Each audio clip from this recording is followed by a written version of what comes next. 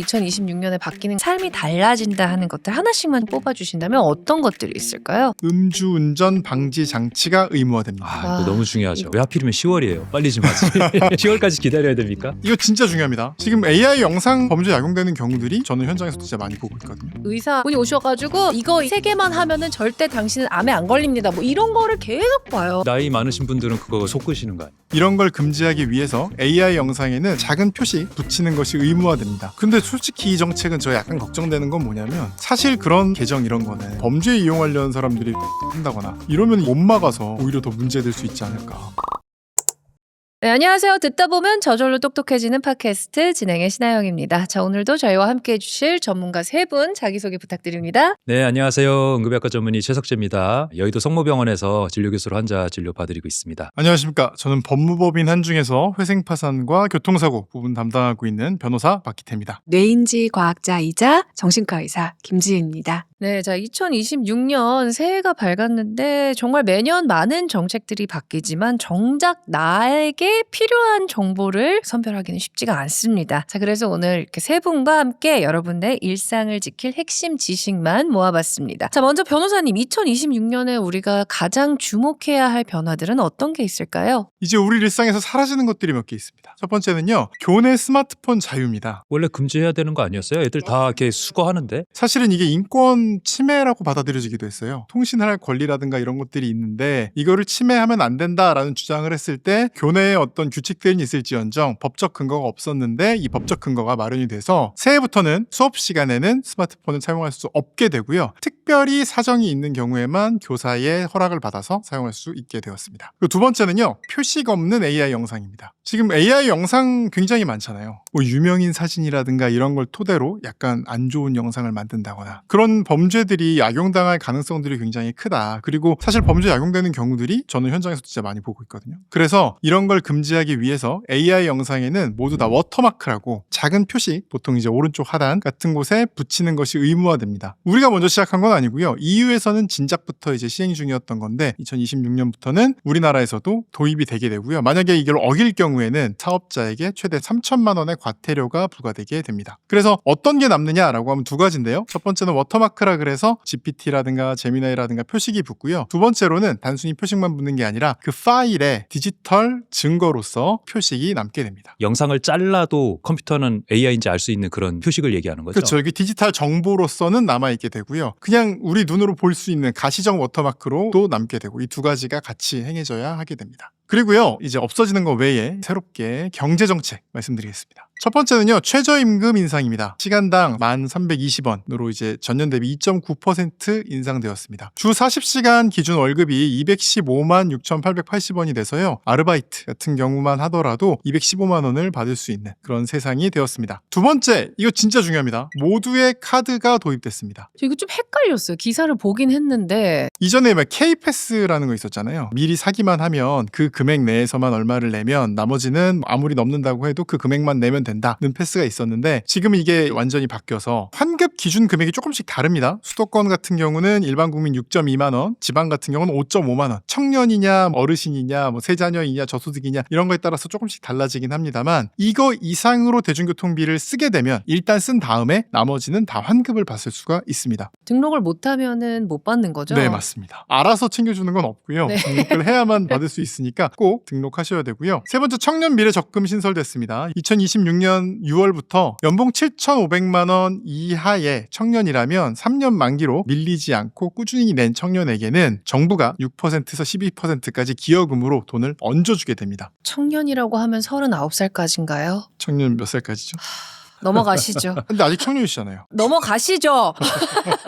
그리고 네 번째, 기준 중위소득이 인상됩니다. 4인 가구 기준에서 649만 4,738원으로 6.51%가 인상되고요. 1인 가구 같은 경우는 256만 4,238원입니다. 이게 왜 중요하냐면 이 기준 중위소득을 토대로 모든 것들이 바뀝니다. 예를 들어서 개인 회생 같은 거 할 때는 기준 중위소득의 몇 %까지를 최저생계비로 인정을 해줘요. 그러니까 무슨 말이냐면 최저생계비 기준 자체가 올라간다는 얘기예요. 그러니까 그러니까 만약에 2025년에 개인회생을 하셨던 분들은 월 40만 원 정도씩을 3년을 내야 나머지 빚을 탕감받을 수 있었다면 이제부터는 월 30만 원씩 3년을 내면 나머지 빚을 탕감받을 수 있는 식으로 바뀌게 되고요. 또 복지의 모든 기준도 중위소득을 기준으로 합니다. 이런 걸 토대로 모든 게 바뀌기 때문에 많은 분들이 복지 혜택을 좀 더 받으실 수 있고 회생 같은 거 하실 때 훨씬 유리해지실 수 있습니다. 또 5번째, 예체능 학원비 세제 지원이 되는데요. 만 9세 미만 초등 저학년 자녀의 예체능 학원비, 그러니까 뭐 피아노라든가 태권도라든가 수영이라든가 이런 거 있잖아요. 이런 것들이 원래는 교육비 세액 공제 대상이 아니었어요. 그런데 올해부터는 공제 대상에 포함이 됐고요. 한도는 300만 원입니다.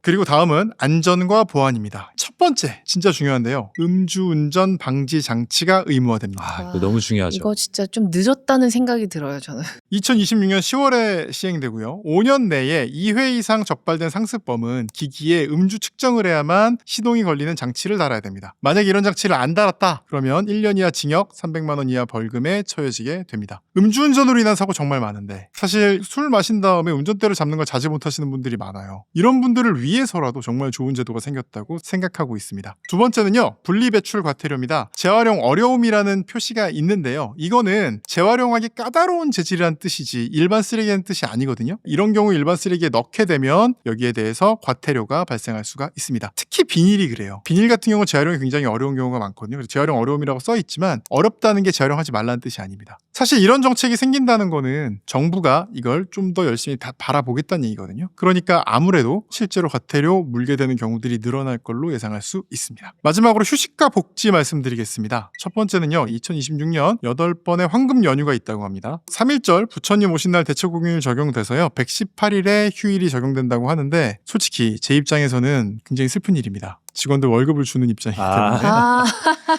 두 번째는요. 주 4.5일제 시범사업이 적용돼서요. 공공기관 등 일부 기업들을 중심으로 금요일 오후 퇴근 모델이 이제 시작이 됩니다. 지금도 불금하면은 두려운 시간인데 앞으로 금요일 오후부터 난리가 나겠는데요. 마지막으로는 강화된 육아 지원입니다. 출산휴가 급여 상한액이 10만 원 인상됩니다. 또한 육아기 근로시간 단축을 허용한 사업주에게 주는 지원금도 강화되게 됩니다. 사실 뭐 출산율이 굉장히 낮고 아이를 키우는 것만으로 분명히 국가가 인센티브를 줘야 되는 상황이기 때문에 좋은 정책이 아닐까 생각하고 있습니다. 자, 이렇게 변호사님께서 2026년에 바뀌는 것들을 이렇게 쭉 훑어주셨는데, 자, 이들 중에서 이거는 진짜 필요했고 또 제대로 실행이 되면은 삶이 달라진다 하는 것들 하나씩만 좀 뽑아주신다면 어떤 것들이 있을까요? 저는 정책 위반자들이 적기 교육을 혹시 아시는 거 아닌가? 이런 생각이 들어요. 예체능이 만 9세까지 하기 참 좋은 그런 교육이에요. 8세에서 10세 정도까지 해마체가 기억을 담당하는 부분인데 의미 기억이 그때까지 잘 안 생겨요. 생겨도 없어져요. 리모델링이 굉장히 많이 되기 때문에. 그래서 그때까지 수학 선행을 막 달리는 거는 잊어버려요. 계속 반복하는 게 아닌 이상. 그때까지는 이제 언어 그리고는 절차 기억 은 남는데요. 그게 바로 예체능이거든요. 그러니까 흔히 머슬 메모리라든지 몸이 기억한다라는 표현이 이제 네. 9세까지 활발하게 되는 건가요? 그때까지가 이제 제일 좋은 거죠. 그 다음에는 이제 수학을 공부해야 될 수 있으니까. 그래서 세제 지원이 되면은 더 많이 잘 보낼 수 있잖아요. 그래서 참 좋다고 생각합니다. 예체능 공제 뽑아주셨고 우리 교수님께서는 어떤 게 있을까요? 예상하실 것 같은데 네. 음주운전에 대해서 얘기를 안 할 수가 없습니다. 법적 제도적으로 당연히 안 된다고 하고 뭐 지금은 사회적으로 딱 낙인 찍어버리잖아요. 뭐 이런 분위기는 너무 좋은 것 같은데 근데 또 음주운전 하는 사람은 또 습관적으로 술 마시면 편도체가 또 살아나가지고 한단 말이죠. 용기가 막 생겨가지고 그래서 아예 물리적으로 음주운전을 못하게 하는 방법이 있으면 좋겠다라고 생각을 했는데 그게 이제 올해 생긴다고 하니까 기대가 됩니다만 왜 하필이면 10월이에요. 빨리 좀 하지. 10월까지 기다려야 됩니까? 음주운전 사고 때문에 본인만 다치는 게 아니잖아요. 무고한 시민들을 다치게 하거나 사망시키는 일이 최근에도 벌어졌었던 걸로 아는데 응급실에서는 그 환자들 다 직접 본단 말이에요. 가해자는 차를 타고 갔으니까 멀쩡하게 살아서 취한 상태로 실려오고 피해자는 너무 많이 다치거나 사망해서 오는 안타까운 상황이 벌어진단 말이에요. 근데 의사로서는 피해자든 가해자든 적군이든 아군이든 똑같이 치료해 주라는 윤리라는 게 있지만 사실 인간으로서 너무 미울 때가 있어요. 그래서 그거 보면서 너무 안타까웠는데 이렇게 아예 제도뿐 아니라 물리적으로도 음주운전을 안 할 수 있게 된다면 너무 좋을 것 같습니다. 저는 청년 미래 적금입니다. 왜 그러냐면 제가 이제 회생 파산 많이 하잖아요. 회생 파산을 해보면 20, 30대가 생각보다 되게 많습니다. 20, 30대 파산이요? 파산은 거의 없는데 회생이 많습니다. 전체 회생의 거의 절반이 20, 30대예요. 정말 말도 안 되게 높은 거거든요. 그런데 왜 그러는지를 가만히 보면 보통 이제 투자 실패, 그다음에 이제 사기를 당하고 뭐 이런 경우들이 많은데 그 깊숙이 들어가면 요즘에 20대들이 특히 무슨 생각을 많이 하냐면 이게 노동소득이 오르는 거에 비해 자산 가치가 훨씬 더 많이 올라갔거든요. 그렇다 보니까 상대적 박탈감을 느끼고 내가 아무리 노력을 하고 아무리 뭘 해도 인생의 역전 기회는 없어. 나는 어차피 집 못 사. 그래서 되게 위험성 높은 투자. 가자 이러면서 이제 하시잖아요. 그러면서 빠져든다고. 네. 그리고 이제 사기를 당하는 것도 누가 봐도 아닌 것 같지만 솔깃해가지고 사기를 당하는 그런 유형의 사기들은 20, 30대들이 정말 많이 당해요. 저는 이거를 근본적으로 없애기 위해서는 청년들이 성실하게 돈을 모으면 자산 축적이 가능하다는 걸 알려줘야 된다고 생각해요. 사실은 액수가 좀 적죠. 그렇지만 이거는 시작을 하는 거거든요. 20, 30대가 돈을 모을 수 있는 기회를 줘야 된다라는 걸 국가가 인식을 하고 시작을 한다는 것만으로 정말 큰 의미가 있다고 저는 생각합니다. 그러니까 약간 어떤 희망을 던져준다는 의미에서 좀 중요하게 보시는 것 같기는 해요. 근데 말씀하셨던 것 중에 제가 꽂힌 게 있는데 요즘 많은 청년들이 해도 어차피 안 돼라는 생각을 갖고 있다고 하셨잖아요. 근데 실제로 보면 좀 그런 경우가 많은 것 같더라고요. 이걸 좀 뇌과학적으로 조금 설명해 주실 수 있을까요? 이거를 이제 학습된 무기력이라고 하거든요. 그러니까 열심히 안 해본 건 아닐 거라고 생각해요. 중고등학교 때도 공부도 해보고 그런데 성공하는 경험이 적은 그런 환경인 것 같아요. 1등만 성공하는 거잖아요. 전교 1등만. 그래서 이 성공하는 작은 성공의 경험이 없는 이 학습된 무기력이 문제가 아닐까 이렇게 생각을 하고요. 그거를 타개하려면 어떻게 해야 되냐. 환경을 이렇게 만들어주는 것도 중요하고 개인이 진짜 작은 목표. 그냥 오늘 할 수 있는 진짜 작은 일을 하는 거예요. 보통은 아무런 편견 없이 오늘 하루 종일 한 일을 적는 거예요. TV 본 것도 그냥 적어요. 그래서 그게 얼마나 어려웠나? 그 다음에 그게 얼마나 중요한가? 얼마나 기쁨을 주나? 이런 걸 적어요. 그런 다음에 그 중에 3개를 골라요. 그 다음에 할 다른 작은 일 2개를 골라요. 그래서 총 5개를 한 일주일 해봐요. 그러면서 횟수를 조금 늘리고 더 많이 하고 이렇게 하다 보면은 우울증, 학습된 무기력에서 좀 탈출할 수 있다. 이런 것들이 알려져 있습니다. 그런 측면에서도 저는 이 정책이 좋은 거예요. 그러네요. 그러니까 얼마씩이라도 조금씩 모아두면 그걸로 국가가 상을 주는. 그 회생할 때 보면요. 내가 버는 돈 중에 최저 생계비를 빼고 매달 얼마씩을 몇 년을 갚으면 나머지 채무를 탕감해 주는 제도잖아요. 그런데 재밌는 게 3년간 매달 50만 원이든 100만 원이든 갚는 경험을 하잖아요. 그러고 나면 그 뒤에 더 성실하게 살아가는 분들을 정말 많이 봤어요. 그러니까 회생을 졸업한다는 표현을 쓰는데 회생을 졸업하면 정말 막 눈물을 흘리면서 나는 이제 세상의 모든 일을 할 수 있을 것 같아요. 이런 얘기를 하시는 분들이 많았고 실제로 그 뒤에 삶이 달라지신 분들도 많았는데 이런 게 지금 말씀하신 학습된 무기력에서 벗어날 수 있는 좋은 방법인 것 같습니다. 저는 근데 3분 중에서 한 분은 사실 표식 없는 AI 영상을 꼽아주실 줄 알았거든요. 왜냐면 저는 특히 사실 교수님 꼽으실 줄 알았어요. 요즘 제가 가장 많이 보는 AI 영상이 의사분이 오셔가지고 뭐 자 이렇게 3개만 하면은 절대 당신은 암에 안 걸립니다. 뭐 이런 거를 계속 봐요. 근데 좀 이상하다 보면은 이제 AI 영상이고. 그치, 의사가 그런 말을 할 리가 없는데 그쵸? 이상하다 그러고 보면 나이 많으신 분들은 그거 보고 네. 속으시는 거 아니에요? 근데 저는 솔직히 이 정책은 저 약간 걱정되는 건 뭐냐면 사실 그런 계정 이런 거는 한국에서 안 한 경우들이 많아요. 저도 진짜 많이 보는 게 변호사인 척 AI 영상들 되게 많거든요. 이것만 하면 안 걸립니다를 넘어서 저에게 오시면 뭘 해결해 드립니다. 그래서 수임료를 받아놓고 알고 보니 가짜 변호사. 알고 보니 그럼 실체가 없는 거예요? 그 엄청 많아요. 변호사라는 사람이? 사칭 계정, 어머나. 사칭 변호사 엄청 많습니다. 그래서 제가 걱정되는 건 우리나라에서 제작한 영상에는 워터마크가 있지만 범죄에 이용하려는 사람들이 외국 서버를 경유하거나 아니면 외국인이 아예 한다거나 이러면 이 경우를 못 막아서 오히려 더 문제될 수 있지 않을까. 근데 사실 그러면 결국에는 우리가 교육이 돼야 된다는 거잖아요. 그러니까 우리가 스스로를 좀 AI에 교육을 시키는 방법밖에 없는 거네요, 결국에는. 글쎄 그렇게 뭐 생각하세요? 건강정보 같은 네. 경우는 사실 주치라고 할 만한 가까운 곳에서 자주 만날 수 있는 동네 내과 의사 선생님이 있으면 가서 물어보면 좋겠지만 우리나라에서 특히 그렇게 안 되어 있죠. 주치 제도가 없고 자기가 원하는 진료를 원하는 과에 가가지고 언제든지 받을 수 있게 그렇게 만들어 놓은 시스템이기 때문에 장점이 있는 반면에 또 해당 전문과에 직접 자기가 찾아가야 된다는 단점이 있고요. 그러다 보니까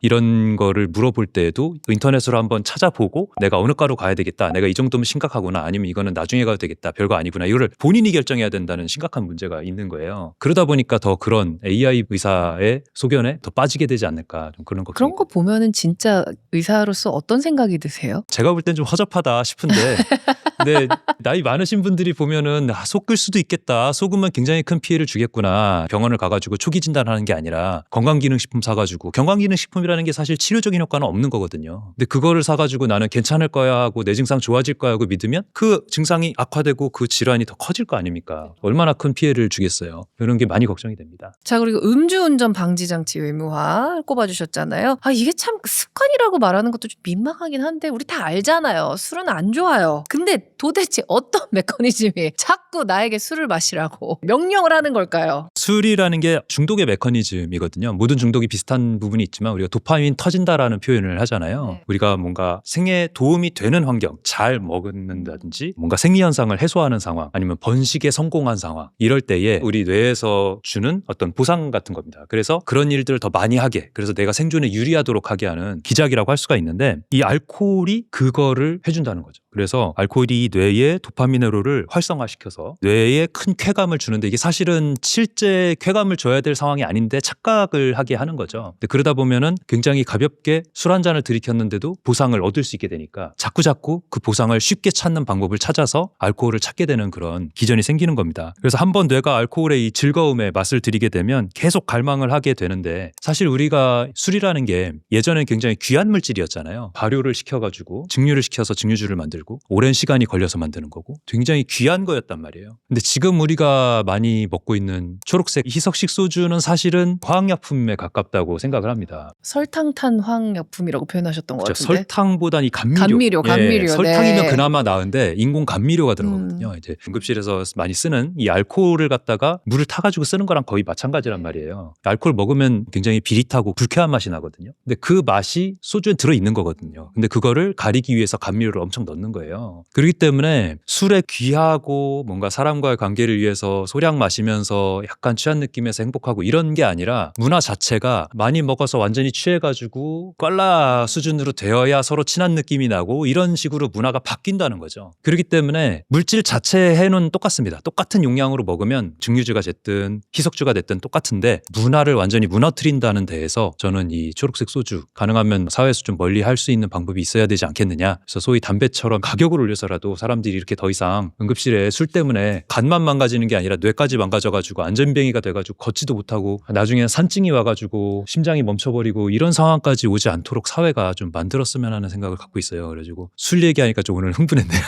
예주가 입장에서 참 저는 지금 큰 입에 반성을. 침 고였어요. 초록색 얘기할 때 입맛 다시 뻔했잖아요. 저.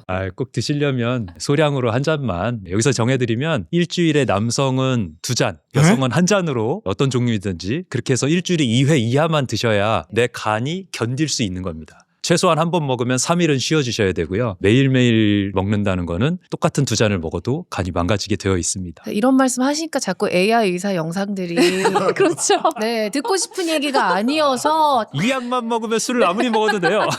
자, 저희가 첫 번째로 이제 말씀을 해주신 바뀌는 정책이 이제 교내 스마트폰 자유가 없어진다. 저는 사실 그거 자체가 놀라웠어요. 저는 지금도 금지인 줄 알았는데 금지가 아니었던 거잖아요. 근데 어떻게 보세요? 뇌과학자로서. 저는 뇌과학자로서 디벗도 반대하고 있어가지고. 디벗이 뭔가요? 디벗이 이제 학교에서 나눠주는 탭이에요.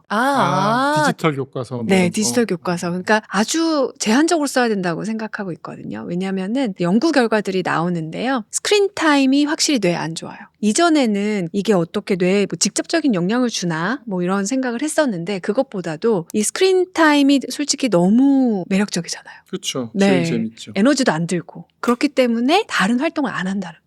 아이들이요? 네. 그러니까 친구들이랑 만나서 싸우기도 하고 그러면서 사회성도 발달하고 운동도 해야 되고, 그런데 그런 걸 안 하고 이 스크린에 함몰되기 때문에 저는 찬성합니다. 왜 그러냐? 얘네들은 아직 전두엽이 충분히 발달하지 못한 거예요. 책임감, 조절 능력 이런 게 아직 충분하지 않기 때문에 누군가 전두엽의 역할을 해줄 사람이 필요하기는 하다. 근데 저는 진짜 고민이 많아요. 저희가 지금 첫째가 초등학교 2학년이고 이제 3학년 올라가는데 왜 고민이 많냐면, 저희 아이를 제외하면 반의 모든 아이가 다 스마트폰을 가지고 있어요. 딴 애들은 이제 스마트폰을 통해서 자기들끼리 방도 만들고 대화도 하고 하는데 얘만 그걸 못하니까 소외감이 들 수밖에 없을 것 같고, 또 아이일 때 친구 관계가 얼마나 중요해요. 그런데 친구 관계가 제대로 안 만들어지는 느낌이 나니까 이걸 안 사줄 수도 없고, 저도 그런 연구 결과들을 봐서 얼마나 얘한테 해로운지를 잘 알고 있거든요. 그래서 쥐어줄 수도 없고 안 쥐어줄 수도 없고 이런 것들이 너무 저는 걱정이어서 수업 시간을 넘어서 쉬는 시간에도 최소한 학교 안에서는 못 쓰게 하는 게 이런 소외 때문에 어쩔 수 없이 사주는 사람들도 막을 수 있는 게 아닌가. 그러니까 이게 저도 사실 전적으로 동의를 하는데 혹시라도 지금 보시는 분들 중에서 조금 더 어리신 분들이 있다면은 아우 저 꼰대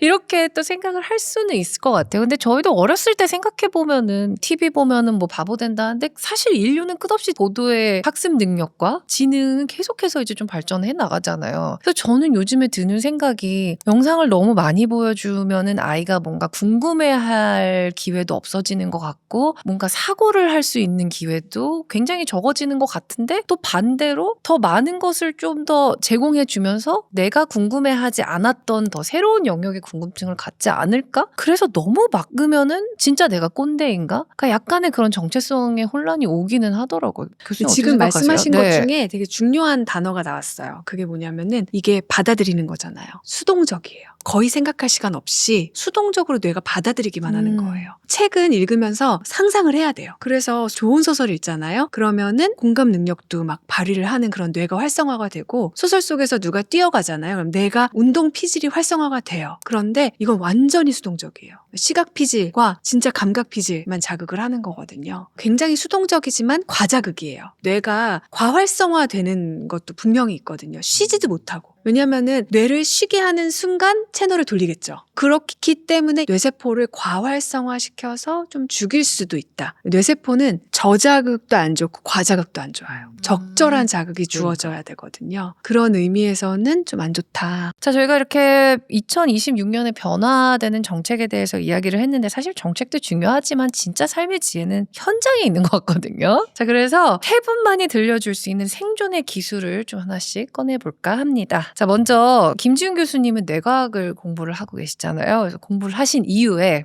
이거는 진짜로 내 뇌를 망치는 일이다 라는 생각이 들어서 딱 끊어버린 행동이 있으신가요? 네, 있어요. All work and no play makes Jack a dull boy. 라고 했잖아요. 그게 정말 맞는 것 같아요. 그러니까 일만 하고 놀지 않으면은 뭐 철수 정도로 해석하면 될 것 같은데 철수를 오히려 바보 만든다라는 약간 미국 속담을 말씀하신 거죠. 그러니까 제 이력을 보시면은 학교 갈 때까지 공부 열심히 하고 학교 가서 또 공부하고 그 다음에 전문의 따고 그 다음에 이제 석박사하고 그 다음 학교를 가서 또 연구를 했어요. 그렇게 하고 나니까 이제 뭘 알게 됐냐면 성격이 굉장히 나빠지더라고요. 네. 그러니까 막 계속 일만 하시잖아요. 그리고 이제 술 마시고 자고 그러면 이제 문제가 생긴다는 거죠. 네. 왜냐하면은 뇌의 기능이라는 게 인지 기능뿐만 아니라 정서 조절 기능도 있는 거예요. 근데 인지 기능, 정서 조절 기능 모두 합해서 성격이 되는 건데 저의 원래 성격은 이제 부드러움, 창조성, 다른 사람 배려 이런 게 있었던 것 같은데 그렇게 한 10년 살고 보니까 성격이 나빠졌다는 건 뇌 기능이 굉장히 떨어졌다는 거고 그게 이제 번아웃인데요. 번아웃이 오면 전전두엽과 편도체 간의 연결성 이런 게 안 좋아진다는 거죠. 그런 게 연구로 밝혀져 있거든요. 그래서 그 다음에는 놀 기회가 있거나 쉴 기회가 있으면 항상 놀고 쉬어요. 그러니까 오히려 뇌과학을 공부하시면서 그 쉬는 것에 대한 중요성을 깨달으신 네. 건데 그렇다면은 연관된 질문인 것 같긴 한데 가짜 쉼은 뭐라고 생각하세요? 저희 남편을 데리고 여행을 가잖아요. 그럼 항상 노트북이랑 이렇게 일체가 돼 있어요. 계속 일 생각하는 거죠. 그게 가짜 쉼이죠. 그래서 그런 거 없이 현재에 진짜 몰입하는 거예요. 몰입. 네. 지금 내가 있는 이 장소, 아이랑 있다. 그러면은 그냥 아이의 눈을 보는 거예요. 그리고 이 사람의 입모양 보고 애가 말하는 그 움직임을 보고 그 순간에 정말 느껴보는 거예요. 그게 진짜 쉼이라고 할 수 있어요. 그럼 되게 불교적인 얘기예요. 그게 바로 불교에서 나온 알아차림, 마인드풀 레스트가 진짜 레스트다. 이렇게 얘기할 수 있을 것 같아요. 그러니까 흔히들 잘못 좀 생각할 수 있는 부분이 쉰다고 생각하면은 육체적인 걸 안 하고 가만히 있는다라고 생각하는데 오히려 바쁘게 뭔가 움직여도 그냥 그 현재에 거하면은 그게 온전한 쉼이 될 수 있다는 말씀이신 거죠? 네, 맞아요. 저 질문이 있습니다. 쉬는 시간에 넷플릭스나 유튜브를 열심히 본다거나 휴대폰 게임 같은 걸 열심히 하는 건 쉼이 되나요? 저도 많이 하는데요, 솔직히. 네.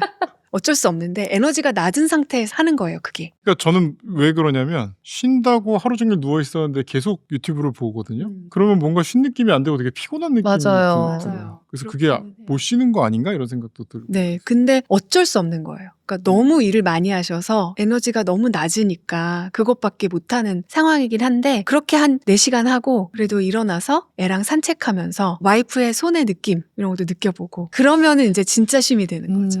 혹시 변호사님도 뭔가 2026년을 잘 살 수 있는 생존의 기술 같은 거 혹시 공유해 주실 수 있는 거 있으신가요? 저는 뭐 몇 가지 말씀드릴 수 있는데 생존의 기술로 제일 중요한 거는 모든 걸 의심해야 되고 특히 내 스마트폰을 의심해야 됩니다. 내 스마트폰을 의심하라고요? 이게 사람들이 스마트폰 속에 자기의 모든 세계가 다 들어있다 보니까 스마트폰이 말하는 걸 다 믿어요. 이게 뭐냐면 이게 요즘에 흔한 보이스피싱 방식 중에 검사라고 하면서 어떤 사람이 연락이 와요. 이 스마트폰에서 어떤 링크를 줄 테니까 여기 들어가서 네가 지금 영장이 있는지 확인해봐라. 그러면은 가짜를 뭘 주는 거예요. 그리고 거기를 눌러보면 거기에 내 생년월일이랑 이름을 입력을 합니다. 그러면 내 생년월일과 이름이 적혀져 있는 영장이 딱 떠요. 내가 입력을 했으니까 네. 그걸 그대로 만들어줄 뿐이에요. 여기까지는 사람들이 다 의심을 해요. 그런데 이거를 겪으면 사람들이 어떻게 되냐면 112에 전화를 해봐요. 저한테 수사하고 있다는데 진짜인가요? 라고 전화를 해서 물어보잖아요. 그러면 네 맞습니다. 어? 112, 119, 뭐 1301 뭐 어디에 전화를 네. 해도 다 이렇게 얘기하는 거예요. 이렇게 얘기를 하면 사람들이 믿습니다. 그런데 왜 그게 가능하냐면 네. 어떤 링크나 이런 거 하면 악성 코드, 악성 앱 같은 걸 심어서 휴대전화를 탈취를 해서 내가 어디다 전화를 해도 그 사람들이 받는 거예요. 아, 그러니까 112가 아니었던 거죠? 112를 걸었지만 실제 받는 건 그 사기꾼들이 받는 겁니다. 그러면 사실은 달라지는 거는 결국은 내 스마트폰에 뭔가 허위 정보가 있었다는 것밖에 없는데 내 스마트폰에서 내가 누른 정보는 내가 믿을 수 있는 정보라고 확신을 하기 때문에 진짜라고 생각을 하기 때문에 속게 되는 거예요. 그래서 저는 보이스피싱 피해자 진짜 많이 보고 뭐 로맨스 스캠 피해자들을 정말 많이 상담을 하는데 그 사람들을 보면 그 사람들이 바보라고 속는 게 아니라 내가 생각하는 내 세계, 스마트폰이라는 내 세계를 너무 신뢰해서 생기는 일이다. 그래서 2026년에 정보를 항상 의심해야 되고 특히 내 스마트폰에서 내가 주체적으로 했다고 생각하는 일을 의심하는 습관을 키워라. 이 얘기를 꼭 하고 싶고요. 두 번째는 제가 경제학 교수님한테 물어봤어요. 경제학을 하나로 요약하면 뭡니까? 그러니까 한참 고민하시더니 매몰 비용은 무시해야 된다는 거라고 하시더라고요. 근데 이게 매몰 비용을 무시하는 게 진짜 힘든 일이에요. 본전 찾게 되니까 사람이. 그렇죠. 그래서 코인 뭐 하다가 또 물타기 하고 근데 그런 것만 있는 게 아니라 사실은 어떻게 보면 인간의 애정의 본질도 매몰 비용일 수 있거든요. 내가 수고를 많이 하고 내가 애정을 많이 쏟고 어린 왕자에서 나오는 네 꽃에 허비한 시간 때문에 네 꽃이 아름다운 거야 라고 하는 어떻게 보면 우리의 애정이나 뭐 자녀에 대한 애정이나 다 매몰 비용이 좀 있죠. 그렇지만 끊어야 될 땐 끊어야 되거든요. 그래서 제가 사기당하신 분들 되게 많이 보면 보통은 내가 틀린 게 아닐 거야. 내가 돈을 넣었던 게 사실일 거야. 라는 가짜 희망과 가짜 기대를 가지면서 피해가 점점 더 커져서 이제는 피해를 볼 수 없을 정도로 심각해지는 그 순간에야 멈춥니다. 그래서 두 번째 중요한 거는 끊을 수 있을 때 끊어야 된다. 빚이 있으면 이거를 내가 갚을 수 있을 거야 라는 헛된 희망이 시달리는 것보다는 회생이든 파산이든 빨리 하시는 게 좋고 내가 어딘가에 사기를 당한 것만 같다면 그 사람들이 복구하기 위해서 얼마를 내셔야 됩니다 이런 얘기에 믿지 말고 그 정보들을 다 끊어내실 수 있어야 하고 도저히 안 될 것 같은 일이 있으면 포기할 줄도 알아야 된다. 이 두 가지는 꼭 말씀드리고 싶습니다. 갑자기 궁금한 게 이제 사기를 치는 분들도 많이 만나보셨죠? 네. 혹시 그들의 공통적인 특징 같은 게 있나요? 약간 두 개로 구분해 놓고 봐야 될 것 같은 첫 번째는 사기꾼들을 제가 실제로 많이 봤을 때 이 사람들의 공통적인 특징이 무엇이냐라고 한다면 약간 미루는 습관이라든가 미래를 너무 낙관적으로 보는 습관이라든가 그래서 그걸 어떻게든 수습을 하는 습관 이런 게 있는 분들이 사기꾼이 되는 가능성이 되게 높습니다. 처음부터 악한 마음을 가지고 내가 이걸 어떻게 해버려야지 이런 생각으로 규모 있게 사기꾼이 되는 게 아니라 처음에는 돈을 빌려서 내 일이 잘 풀리면 갚을 수 있겠지라고 생각을 해서 돈을 빌렸는데 못 갚고 이거를 수습하려고 거짓말을 하다 보니까 이 거짓말이 점점 더 커지고 이거를 떼우기 위해서 어떤 일을 하고 어떤 일을 하고 그러다 보니까 결과적으로 사기당한 사람은 많은데 본인 손에는 남는 게 없는 그런 사람들이 사기꾼인 경우가 굉장히 많습니다. 그래서 조금씩 거짓말을 하고 조금씩 자기 합리화를 하는 단계가 됐다면 스스로 좀 경계를 하실 필요가 분명히 있다는 얘기가 이제 첫 번째고 두 번째는 좀 다른 입장에서 허황된 얘기를 하는 사람 이 일이 잘 되면 이렇게 될 거고 이 일이 잘 되면 이렇게 될 거고 이런 식으로 얘기하는 사람들이 있어요. 그러니까 시나리오가 아니라 로드맵만 딱 얘기하는 사람들이 있거든요. 그런 사람들은 좀 의심해야 됩니다. 그런 사람들이 아무리 건전한 얘기를 하더라도 결국은 중간에 뭐가 하나 넘어지는 순간에 이게 사기로 될 가능성이 항상 있습니다. 그래서 얘기하실 때 질 수도 있고 이길 수도 있습니다 라는 변호사를 신뢰하셔야 되고요. 살 수도 있지만 죽을 수도 있습니다 라고 말하는 의사를 신뢰하셔야 되고 이렇게만 하면은 암에 안 걸립니다. 이렇게만 하면 소송에 이깁니다 라고 얘기하는 사람들은 기본적으로 사기꾼일 가능성이 훨씬 높다. 어디서 그것도 봤거든요. 좀 심리학적으로 거짓말을 하는 사람은 눈을 쳐다보지 못한다. 뭐 근거가 있는 얘기인가요? 거짓말 탐지를 하잖아요. 뭐 손에서 땀 나는 거, 뭐 이런 걸로도 하는데 요즘은 얼굴을 찍어서 얼굴의 표정이 뇌의 활동이다. 이렇게도 하고요. 뇌자기 공명 영상을 하기도 해요. 신뢰도가 아마 80%는 넘을 텐데도 아직 이제 받아들여지지는 않고 있거든요. 근데 이제 그 이유가 뭐냐면은 소시오패스는 눈을 똑바로 바라보면서 거짓말을 해요. 땀도 안 나요. 그렇기 때문에 일단 이걸 버려야 돼요. 내가 알아챌 수 있다. 이거는 통제의 환상이에요. 못 알아본다. 일단 다 의심하는 게 맞아요. 제가 늘 말씀드리는 건데 의사 선생님들이 사기 전반적으로 진짜 잘 당하세요. 왜냐하면 두 가지 요인인데 이분들은 사실 사회에 대해 잘 몰라요. 공부만 하셔서. 그런데 두 번째는 본인들이 되게 잘 안다고 생각해요. 공부를 잘했기 때문에. 그래서 어떤 정보가 주어졌을 때 그게 아니에요라는 말을 진짜 안 받아들여요. 그러니까 이미 본인이 생각을 했으면 똑똑하고 잘 아는 내가 이렇게 확신을 한 거니까 그거를 네가 뭐라고 말한다고 바꾸지 않아라고 생각하는 비율이 되게 높아요. 그래서 의사 선생님들이 진짜 사기 많이 당하시고 같은 맥락에서 정말 세상에서 제일 사기 안 당할 것 같은 직업인 검사님들, 판사님들 되게 많이 당하세요. 본인이 사기에 대해 너무나 잘 알고 있다고 생각을 하기 때문에 한 번 본인이 사기에 당하고 그걸 믿게 되면 야 내가 검사인데 그걸 모르겠어? 이러면서 그 얘기를 안 받아들여요. 그러니까 스스로를 너무 신뢰하지 말고 통제 환상 가지지 말고 의심하셔야 됩니다.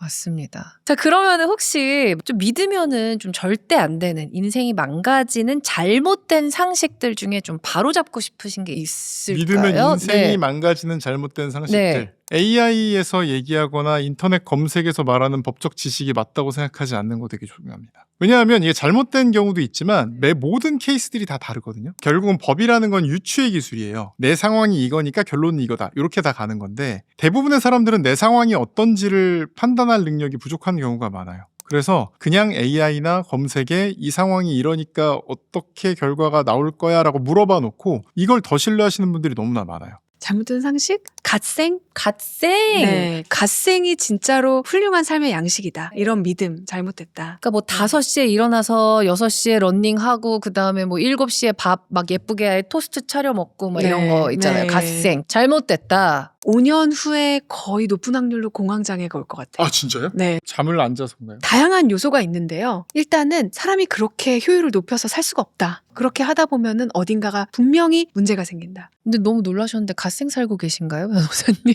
약간 갓생에서 좀 놀라셨던 것 같아요. 지금 의도치 않게 그렇게 살고 있어요, 사실. 지금 하고 싶은 일들도 있고 해야 될 일들도 많고 거기다가 제가 책임져야 되는 식구가 너무 많다 보니까 의도치 않게 그렇게 살게 되고 그래서 와 이렇게 내가 나를 망치고 있나라는 지금 생각이 깜짝 놀랐어요. 그래도 교수님께서 좀 쉬어도 된다라고 말하는 게 묘하게 힐링이 되기는 하네요. 아, 그래요? 네. 제가 좋아하는 나태주 시인의 시가 있는데요. 나는 오늘도 너를 사랑하였다. 그것으로 되었다. 네. 진짜 저는 우리나라 사람들 이렇게 보면서 그냥 그걸로 됐다. 이렇게 얘기해주고 싶은 사람이 너무 많아요. 그러니까 혹시라도 뭔가 갓생 사는 사람들 보고 막 나는 왜 저렇게 못 살지, 나는 왜 이렇게 게으르지하고 자책하시는 분들이 있다면은 교수님 말씀이 좀 힐링이 될 것 같아요. 왜냐면 법적인 근거는 없지만 뇌과학적인 근거이기 때문에. 네, 알겠습니다. 교수님은 사실 음주로 인한 사건 사고 외에도 정말 많은 사건과 사고를 직접 보시잖아요. 그래서 좀 삶의 마지막 순간들도 보실 때도 있을 것이고 그런 것들을 지켜보시면서 뼈저리게 느끼신 인생의 좀 차가운 진실이 있다면은 말씀을 해주시죠. 사실 응급실에서 보다 보면 뇌혈관이 갑자기 막혀가지고 한쪽 팔다리 마비돼서 내가 그동안 왜 혈압 조절 안 하고 방만하게 살았나 이렇게 후회하시는 분들도 생기고 갑자기 심장 움켜쥐면서 막 30%는 그 자리에서 사망할 수 있는 그런 위험한 심근경색을 겪으면서 들어와서 저희는 막 정신없이 준비해가지고 시술방 들여보내고 환자 겨우 살았다는 얘기를 듣고 안도를 하기도 하고 뭐 이런 많은 일들이 벌어지거든요. 근데 그런 거 보면은 평소에 건강관리 얼마나 잘하는지 내가 먹는 식습관 얼마나 중요한지 이런 것도 정말 중요하지만 그거는 제가 평소에 많이 말씀드렸던 내용이니까 그거 말고 드리고 싶은 내용은 언제 삶이 끝날지를 누구도 확신할 수 없다라는 거는 마음의 한켠에 좀 가지고 살아야 되겠다라는 생각이 들고요. 그래서 행복을 너무 미래로 미루고 나중에 행복해질 거니까 지금 열심히 모으겠어 이런 목표를 너무 가지다 보면 지금의 행복을 잃는 일이 너무 많더라고요. 그러다 보면 그 스트레스 때문에 또 이제 심장마비가 오기도 하고 불안장애, 공황장애가 와가지고 또 응급실에 오시기도 하고 이런 거 보면서 지금의 행복을 좀 찾는 거를 한 번씩은 되뇌어야 되지 않을까. 내가 지금 행복한 게 무엇인지 찾아보고 그거에 대해서 오늘 하루에 활용을 해서 맛있는 거 먹는 거 이런 소확행 이런 거 말고요. 좀 더 가족과의 시간이라든지 아니면 내가 좋아하는 취미 활동이라든지 이런 나의 행복을 위한 선물을 만들어주시고 찾으시면 어느 날 갑자기 삶을 종료해야 되는 급박한 시간이 오더라도 좀 후회가 덜하지 않을까. 삶과 죽음의 차이는 정말 종이 한 장 차이밖에 안 된다는 걸 응급실에서는 여실히 느끼고 살고 있습니다. 행복을 미루지 않는 2026년이 다 되셨으면 좋겠습니다. 네, 저희는 다음에도 더 재미있고 유익한 이야기로 다시 찾아오겠습니다. 감사합니다. 감사합니다. 네.